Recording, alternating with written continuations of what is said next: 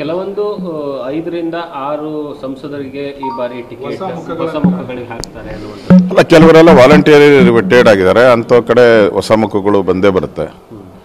ಕೆಲವೆಲ್ಲ ಪರ್ಫಾರ್ಮೆನ್ಸು ಮತ್ತು ಅಲ್ಲಿನ ರಾಜಕೀಯ ಪರಿಸ್ಥಿತಿ ಮತ್ತು ಟೋಟಲ್ ಆಲ್ 28 ಕ್ಷೇತ್ರಗಳಲ್ಲಿ ಸಾಮಾಜಿಕ ನ್ಯಾಯ ಏನಿದೆ, ಜಾತಿ ಕಾಂಬಿನೇಷನ್ನು ಇವೆಲ್ಲನೂ ಕೂಡ ಮಾಡಬೇಕಾಗಿದೆ.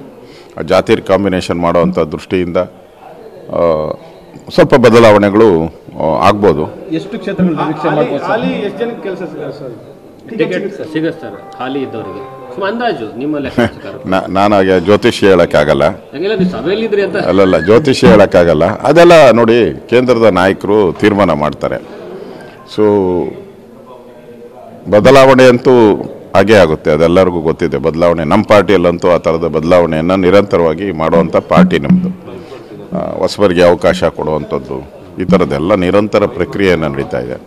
ಸೊ ನನಗನ್ಸುತ್ತೆ ಹಲವಾರು ಸರ್ಪ್ರೈಸ್ಗಳು. ಕೆಲವೊಂದು 5ರಿಂದ 6 ಸಂಸದರಿಗೆ ಈ ಬಾರಿ ಟಿಕೆಟ್ ಹೊಸ ಮುಖಗಳಿಗೆ ಹಾಕ್ತಾರೆ ಅನ್ನುವಂಥದ್ದು. ಅಲ್ಲ, ಕೆಲವರೆಲ್ಲ ವಾಲಂಟಿಯರ್ ರಿಟೈರ್ಡ್ ಆಗಿದ್ದಾರೆ, ಅಂಥ ಕಡೆ ಹೊಸ ಮುಖಗಳು ಬಂದೇ ಬರುತ್ತೆ.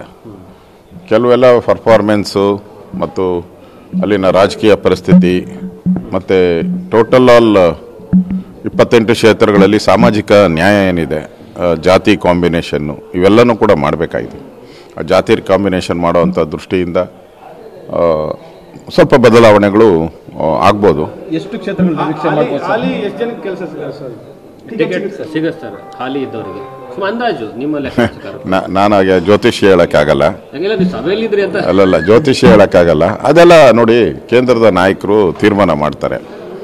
ಸೊ ಬದಲಾವಣೆ ಅಂತೂ ಹಾಗೇ ಆಗುತ್ತೆ, ಅದೆಲ್ಲರಿಗೂ ಗೊತ್ತಿದೆ. ಬದಲಾವಣೆ ನಮ್ಮ ಪಾರ್ಟಿಯಲ್ಲಂತೂ ಆ ಥರದ ಬದಲಾವಣೆಯನ್ನು ನಿರಂತರವಾಗಿ ಮಾಡುವಂಥ ಪಾರ್ಟಿ ನಮ್ಮದು. ಹೊಸಬರಿಗೆ ಅವಕಾಶ ಕೊಡುವಂಥದ್ದು ಈ ಥರದ್ದೆಲ್ಲ ನಿರಂತರ ಪ್ರಕ್ರಿಯೆ ನಡೀತಾ ಇದೆ. ಸೊ ನನಗನ್ಸುತ್ತೆ ಹಲವಾರು ಸರ್ಪ್ರೈಸ್ಗಳು.